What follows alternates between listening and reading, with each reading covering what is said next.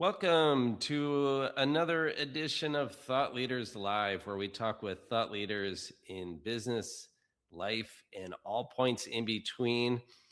Today, joined by Leigh Toomey. Looking forward to a really fun conversation and interesting one on leading with authority, how women school leaders can build executive presence. Leah, thanks for joining us today. Oh, thank you so much for having me. I was excited to be here. Yeah, this is great. Leah is the founder and CEO of LeadHERship Mm. Educational Solutions.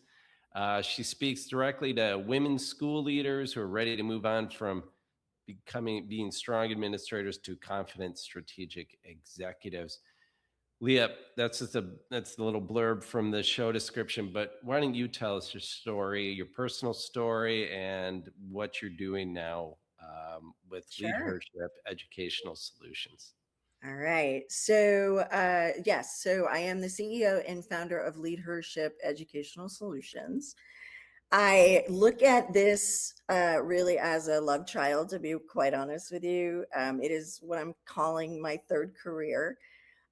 My first career was actually in business. So I have an MBA and I was in marketing and sales for a little bit of time. Realized that honestly just was not my passion. Was good at it, right? Because as you will find, most educators are people pleasers and we love to interact with people and are pretty much extroverts, but not my passion. And so when I had the opportunity to really pursue something that I thought I would love, I knew it should be education. And so went back to school, got a teaching degree, taught for a little bit, and then had some really great mentors along the way that kind of said, you would probably be a good administrator because of your business background. Hmm. So marry your business and marry your education backgrounds together and come and be an administrator. Took that advice and was an administrator in independent school settings for basically my entire career. I did teach in public school and actually was an administrator in a school of choice as well, but resemble the charter school independent school background. Was in many positions going up the ladder in that. What you'll find is that most women come up through administration in schools from the academic side. So they get to these leadership positions and they don't have operational understanding or business understanding of how a school operates. I was fortunate enough that I had already had an MBA, and had already been working in that particular side of business before. So I had that experience to apply in a school setting. But schools are a little bit different than businesses, and we can talk a little bit more about that. Yeah. And then finally ended my career as a head of school, and which very much in an independent school resembles being a CEO of a company. Yeah. You run multi-million dollar budgets. And then thought I'd retire and step away from education. And what I was getting was a lot of phone calls from women colleagues or women that I honestly didn't even know, asking me for advice or asking me questions about operations of schools. And so I actually went on a 6-month LinkedIn tour and had many conversations with lots of people, women and men in education, outside of education, to see if this was something that people thought other women could benefit from. And it was a resounding yes. And so I started Leadership Educational Solutions as an intersection between helping women position themselves in leadership, but also understanding the operational sides of running schools. And that's how I ended up here. Okay. Um, let's get into some of the topics here. I came across your profile. We were introduced by Mike Walker, who's an expert in decision making. Mhm. Been on the show, and he said, "Oh, you got to meet Leah Toomey." And I'm like, "Great, let's do it." And um, I think when I first met you, you were talking to me just like, yeah, I just posted something on LinkedIn and got like a gazillion likes and stuff. I'm like, what? That's unbelievable. And it seems like you've really kind of struck a nerve here with an untapped market, perhaps, of women who really need some guidance in this area. Why do you think that is? Well, especially when it pertains to school leadership, right? So women, again, part of what the situation is that women don't have the background and they're not advocating for themselves to get the understanding of operations in schools is, I think, part of the problem. The Can other you problem. can you explain, you because you said that before, they have an academic background. What do you mean by that? So most likely they will come up through, so there's one of two tracks really that you get where you build your way up to becoming the head of school. So you might start your career in academics where you're a teacher, then maybe you move to a teacher lead and then maybe a division director, right? And so you'll go up that way. You may come from the operational side. So maybe you were a director of development and you step into a head of school role. If Okay. you're, if you're usually if you're a director of development, you have a very strong marketing and communications background, but you don't have an academic background. So Right. that's what I mean when I say that. And so women generally come from the teaching side. Okay, got it. Uh, there are times when women do come from the operational side, and usually they're usually either in marketing and communications, admissions, or in finance. Got it. Okay. But So it's right. important when you're a head of school to understand both, right? It is very Yeah. important for you to have a good understanding of pedagogy as well as a good understanding as to how a school actually runs operationally. And I think that to be in that role and to do what you do, you're almost kind of a unique. That's a unique mix, and that's Mhm, not something everybody can do. So my folks were both in education. They both taught at the college level, and they loved to be in the classroom. In fact, my dad at one point went in, became an associate dean, and did that for a few years before getting out of that administration and getting back in the classroom. And it's kind of funny. They're always like the business world to them is kind of a foreign thing, mhm.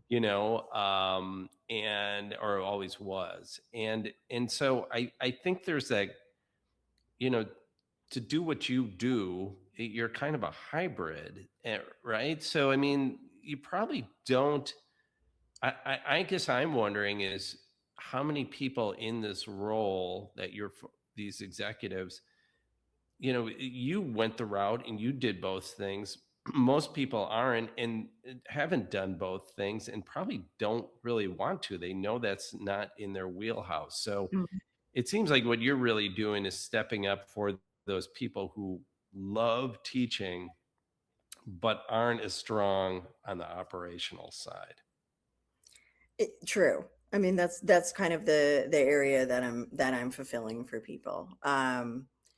It's a little bit different for women as well. So, leading in these roles, there are some gender things that you always have to sort of have in the front of your mind, right? Okay.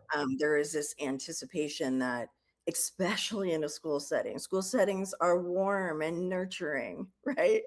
Mhm. Or at least they should be, Right. because you're dealing with children, and children are not your product as a child, and you're trying to produce a critical thinker that will make the world a better place in general, depending on whatever your mission is. But that's basically it in a nutshell, right? So your product is not a can of Coke. The other anomaly is that you have a board that usually doesn't have any experience in what you actually do. Mm. So it is volunteers. They're not, most independent schools don't have paid school board members, right? So they're community members, they're alumni, they're parents of your students. But for the most part, you're not going to have, or you may have one or maybe two people that have been in the educational world. But that could be anything. They could have worked on we could have sat on a board at a charter school, which is apples to oranges in comparison to independent schools. So there's all of these structures that are in place, right? I don't know where I was going with this, but it's remarkably different. So when people say, most independent schools are nonprofit, so you have to understand the nonprofit world. There's just a lot that Yeah. people don't realize that you have to be aware of. And so for me, it's helping people just get a glimpse into that world, and not they don't have to be experts in it, but they need to be able to understand how some of these things function. And they also need to be able to know how to recognize their authority and their leadership style and what that means. And then they have to be able to build a really strong team around them. Again, they don't have to know all of it, but let's build a team that does know all of this and put Yeah. those people into place. Let's go down the list there that you just rattled off three things. Let's start with the authority Hmm. portion of it and tell me about that in terms of how women leaders can show up with authority in high stakes moments. Okay. I think when we talk about executive presence and sort of authority, most women leaders that I've encountered that really have an imposter syndrome complex going on. Sure. And what they're doing is they think by having confidence and owning the room that you're showing executive presence, but that's not really what it is. Executive presence isn't performative, right? Executive presence is actually knowing your leadership style and sitting in your authority with Hmm. it. So Right. so when someone comes to me and I recognize that that may be a shortcoming or something that we need to work on, I actually have a diagnostic tool that I use that I created that helps women break down where they're leaking authority, and then we can kind of see which camp you land in. And for example, I'll give you an example of Yeah, good. when I was a leader, when I first started being a leader, I would be what I would have called, I was a relational protector. That would have been my category. What that meant was that I was perpetually stepping in for my team, right? I was constantly stepping in to see what was going on and hovering, right? And I was falling on the sword every time. I would not let any of my team members fail publicly. Mm, Just couldn't handle it. And my head of school at the time called me in and we had a really frank discussion about my leadership style. And he said, my biggest flaw was that I was too loyal to my faculty. And I took such offense to that. yeah. And I walked away and I like fumed back to my office. And I sat there and I was like, that's my biggest strength. Actually, it wasn't. Now I know that. Had it had Yeah. worked with me, with a me way back then, I would have discovered that that actually was a flaw, right? What I was doing was I was creating codependency with my team, Yeah. right? And I was falling on the sword, right? And I was creating this codependent operational problem that made me this invisible carrier of all the work, right? So I was doing my work and their work, and I was doing everybody's work, and I was Yeah. burning myself out. Yeah. So by identifying your leadership authority, where you're leaking that authority, right, it helps you recognize those things, and then you can create systems around that. Um, Any typical ones or ones that you see more often than others? I would definitely say the one I just mentioned, Yeah. and another one would be the responsible leader, where you don't actually want to transfer ownership to anything. That's a huge one, right? You just don't want to transfer that ownership, right? You're good at transferring tasks and delegating tasks, but you don't want to delegate the ownership because of the risk associated with it, Let right? me ask you something there because I always, I like my wife at Christmas time is doing everything, and it's great. I love it. But sometimes I'm like, like the dinner's coming, she's doing everything, and I'm like, you know, babe, we're all here. We can help out on this. So delegate so you can have fun too. I guess with some of these things in the authority, are there certain things that are more specific in general to women, and let's talk gender, than Mhm. men? I think so. I mean, I definitely think so, right? A couple things. So for women, we talked about this, right? The warmth and the accountability. So when we have to be in a sense of urgency and we have to make a decision quickly, sometimes we're not warm and fuzzy about it, right? And so what people will assume is that we're cold and we're disengaged. Men generally don't have that reaction when they make an authoritative decision in the spot in a sense of urgency. People just follow with Yeah. confidence, right? And especially in school settings because school settings are so relational. I would dare say another different differentiator in school settings is probably the fact that we make all of these decisions in real time. So not other organizations have to deal with that. They're making decisions behind closed doors. We're making decisions in real time on the spot where everyone can see them. Mm, Everyone can have a say, right? Where parents, students, faculty, board right. members, stakeholders, donors, right? So they're watching us lead in real time, and they're watching us at sometimes make bad decisions, right? Because Right. in the moment, a sense of urgency, you're making a decision based on the information that you've collected in that at that time, Yeah. right? So sometimes you just have to make a decision. That's what has to happen. But we're doing it in front of everyone, Yeah. right? So it's not like we can self-reflect, 10 weeks later, right? We're going to get called out on those particular decisions way faster than probably some other businesses or organizations do. Sure.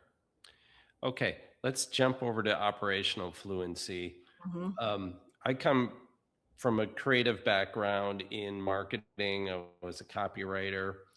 And when I started my own agency, I think the biggest, the thing I knew the least was the financial end of things. Mhm.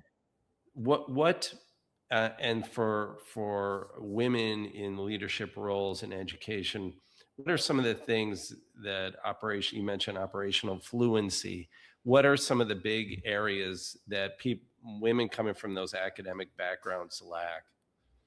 Well, the first one would be budgeting experience and money, knowledge around money, understanding how budget actually works, how budgets are formulated. In independent schools, budgets are formulated a year before.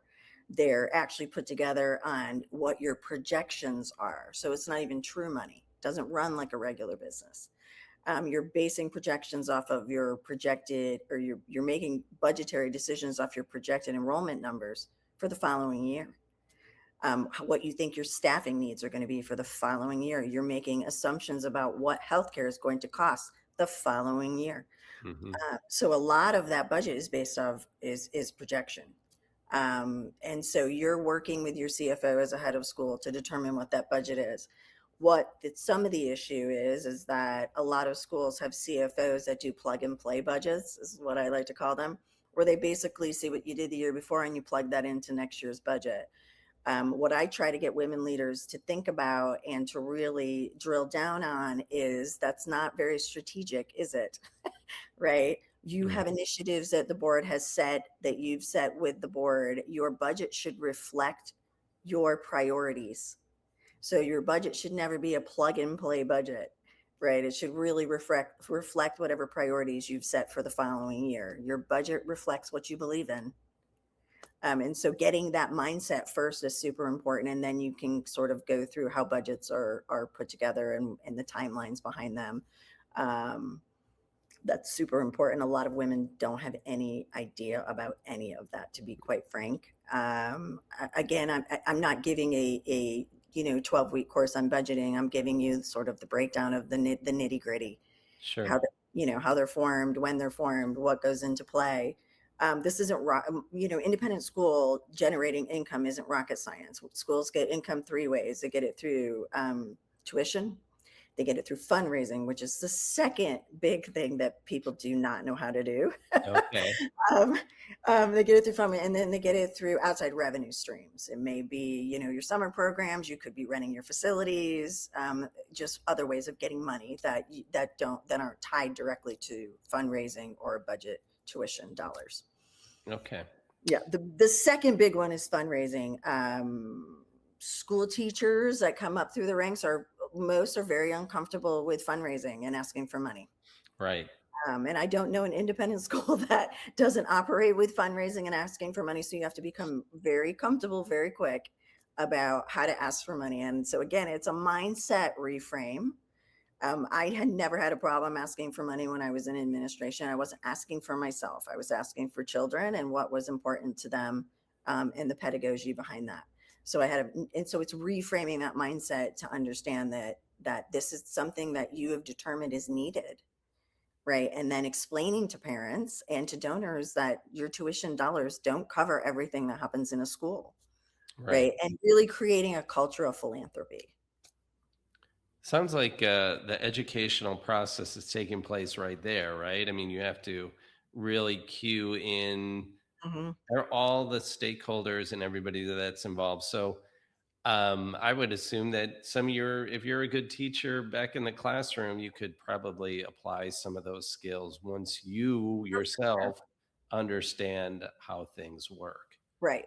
And that's what it is, right? It's really about eliminating confidence barriers Yeah. by just giving someone an understanding of how the inside of how schools actually work and the knowledge that you need in order to oversee. Again, you're not the development director. You don't need to know how all of everything there is about fundraising, right? But you have to understand what's a priority, what needs to be fundraised for, why it needs to be fundraised for, right? How to go about at making the ask, those basic kind of things that you need to know in order to be comfortable in that setting. I'm going to switch gears here a little bit because I was thinking about this before the show, and I was thinking about my wife was a teacher too. She's now a parent coach.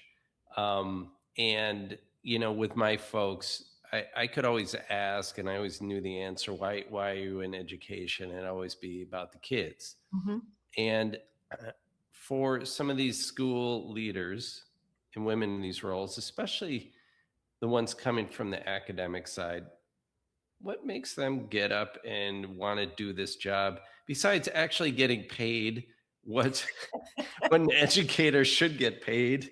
it's a You're not vocation. in, you're not in Your salary Finland. will never equate to the amount you work in a school setting. It is a Yeah, it's a vocation for sure.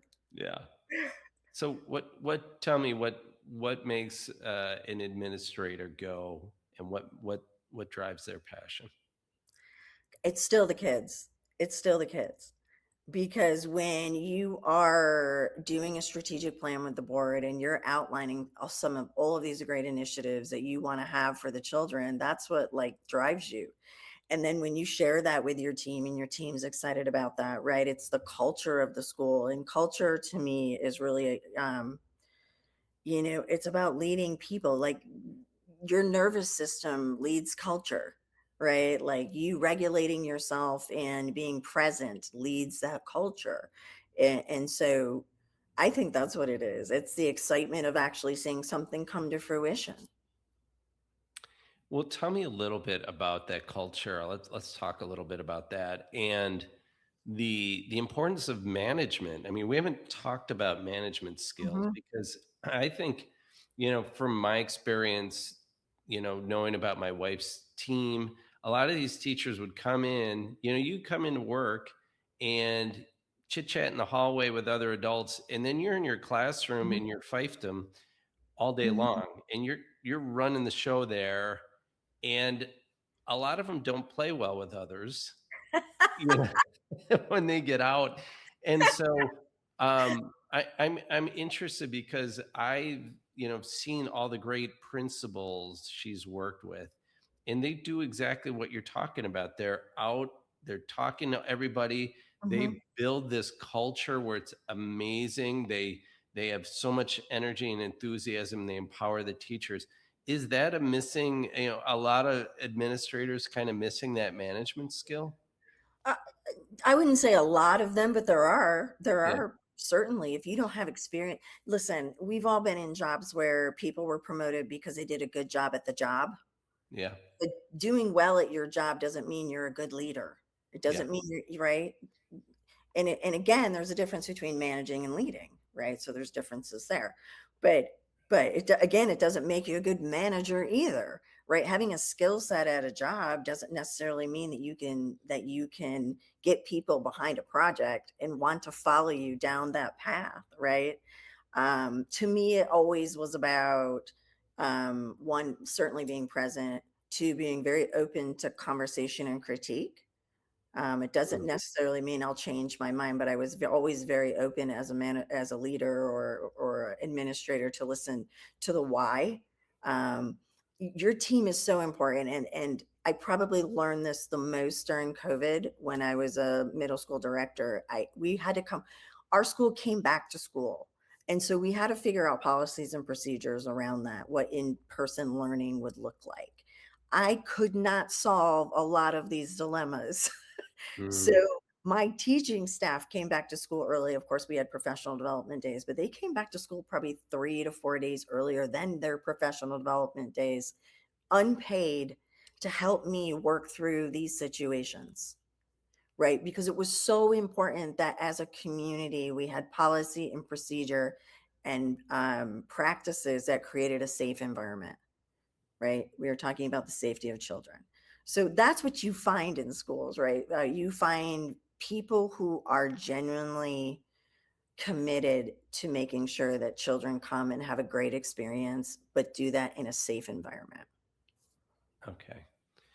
Um, I guess the next thing I would say is, I think education is so challenging these days. I mean, the environment, we've never seen anything like this. I'm sure every generation says that, but there's so many societal pressures on you as a leader.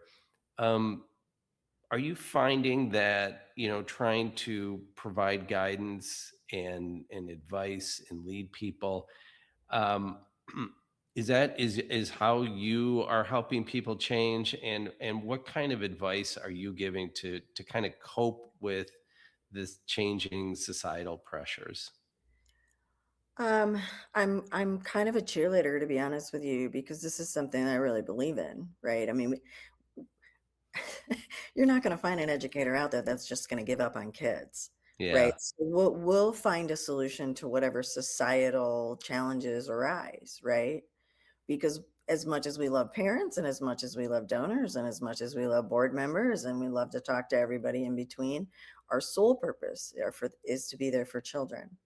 Right. And so, whatever challenges, we're educators. We love a good challenge. Are you kidding me? yeah, We'd love to like, get the whiteboard, right? yeah, Like, I mean, I would always say, even as an administrator, administrators are just teachers in disguise. Like, we love a good challenge in front of us, and we will find the resources and the means to make it happen. If we believe in it and we're passionate enough about it, we'll find that solution. And yes, there are societal pressures, right? And I have my own personal opinions on a lot of it, to be quite frank, that I won't sure, share with you here. yeah. Let's not get into that. That's a G-rated whole, show. that's like a 3 hour conversation Yeah, probably with me. But again, we're trying to create a world of thinkers, yeah, right? That's really the sole purpose here, right? I- But in regards to women and leading, there's and again, there's constructs around being a woman leader in today's society, right. right? I mean, it's cycled, right? I mean, when I first started my career, I was the only woman on an all male sales team for the entire East Coast, and it was the '80s. There were some challenges there. Yeah, And then it got a little better. So depending on what your area of your business is, depends on how receptive people are to having women executives yeah, and so on. So I'll be really honest and frank, and I hope I don't offend anyone, but those challenges have always been there. And so it's just sort of looking at the challenge and deciding how you can circumvent some of the things that come your way, right? Women are valuable in executive decision making. We bring a nuance that men don't have. I'll just say it and leave it at that. And that is just the truth. And if you don't believe me, you can go to my website, find my email me, and I'll send you the data. Because again, I'm an educator. I don't just spout things. I actually read journal articles, and there's lots of data that substantiates that. that's fascinating. I would like to see some of that data. That's awesome. And I'm a big advocate, being on the male gender. Like, let's just put the women in charge for now. We've screwed everything up. Let them take over. Um, one we're at the top of the hour here. If someone wants to work with you, Leah, and wants to learn more about LeadHERship educational solutions, how do they get a hold of you? They can go right to LeadHERship All my information's on there. They can email me at leah@LeadHERship And I'll end with a sort of a funny little situation. When I was thinking about naming this business, I can't tell you how many men tried to talk me out of putting her in the middle of the name. But Yeah. I said, no, this is what I know. This is what I'm passionate about. I love this. And so this is what I wanted to say before before we scoot. Yeah. Um, a third of my business is service oriented, so I don't charge for things, and I just provide. I just speak, or I'll do workshops, or things like that. But on my website, you can actually schedule a free 30-minute brainstorming session with me. I do 10 to 15 of those a month, so if you can snag one, Wow. it's on the homepage, and it's just a button to click on. And it's not a sales call. It's not about soliciting or trying to get a client. It's really a working 30 minutes. So you come with your problem. I help you brainstorm through the problem. And then hopefully you have an action step or two when you leave after the 30 minutes. There's Julie Runez, a friend of mine from the manufacturing space, applauding that free Thank you, service. And Julie. yeah, yeah, that's awesome. Well, Leah, thank you so much for joining us. Appreciate it, and really enjoyed the conversation. And like I said, I'm in the marketing world, so I love hearing challenges and what's going on in different verticals. So I really appreciate it. I think you're Yeah, doing thank you for incredible having me. work. It's Yeah. always great to talk to you. It's always a great conversation.